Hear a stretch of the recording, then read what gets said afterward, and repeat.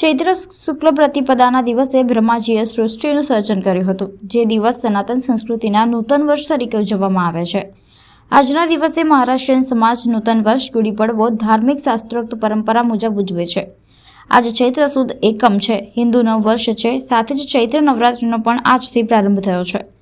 9 દિવસ માતાજીની પૂજા ભક્તિ માટે પવિત્ર દિવસ ગણવામાં આવે છે. સાથે આજે મહારાષ્ટ્રીયન સમાજનું નવું વર્ષ એટલે ગુડી પડવો પણ છે. વડોદરા શહેરના અકોટા બ્રિજ પાસે આવેલા શનિ મંદિર ખાતે પણ ગુડી પડવા નિમિત્તે શ્રદ્ધાપૂર્વક પૂજા અર્ચના કરવામાં આવી હતી.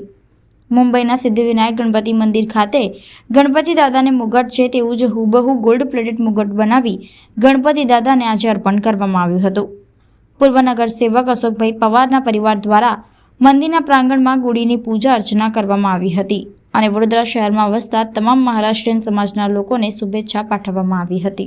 આજે આપણે દાંડિયા બજાર સ્થિત શનિદેવના મંદિરમાં ગુડી પડવાનું આયોજન કરવામાં આવ્યું.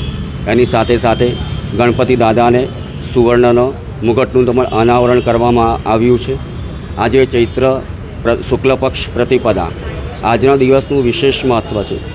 ગુડી પડવાની પરંપરા રામચંદ્ર ભગવાન સ્થિત એવું કહેવામાં આવે છે લૌકિક કથા મુજબ કે તે સમયથી આ પ્રથા ચાલતી આવી છે અને મહારાષ્ટ્રીયન સમુદાયમાં એનું વિશેષ મહત્ત્વ છે.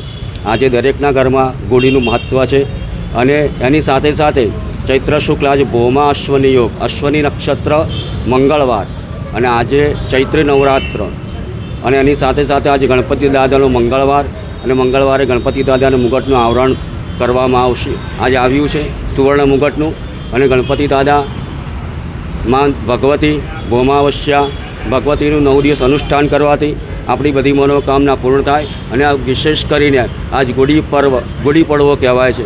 ગુડી પડવાનું અનાવરણ ભગવતીની પૂજાનું એક અનુકંપા છે કે ભગવતીની આ પણ ભગવતીની જ પૂજા છે.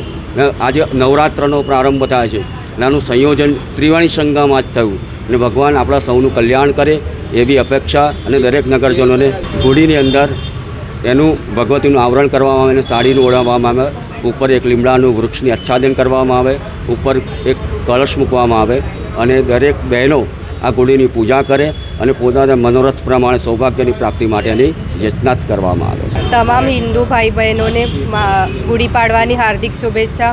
ભગવાન શ્રી રામ 14 વર્ષનો વનવાસ કરીને અયોધ્યા પાછા આવેલા એ ખુશીમાં ગુડી પાડવો મનાવવામાં આવે છે. આજે વડોદરામાં શનિ મંદિર ખાતે ગુડી પાડવો મનાવવામાં આવે છે. 14 વર્ષ રામ ભગવાન વનવાસ વેઠીને પાછા આવ્યા અયોધ્યામાં, ત્યારે એમને વેલકમ કરવા માટે, એમને શણગારવા માટે આ બધે ગુડી ઊભી કરેલી અને એ વર્ષ નવું વર્ષ તરીકે બધી જ મહારાષ્ટ્રની હિન્દુ પ્રજા સ્વીકારે છે અને આજના દિવસે બધાને હું ગુડી પડવાની ખૂબ ખૂબ શુભેચ્છા પાઠવું છું.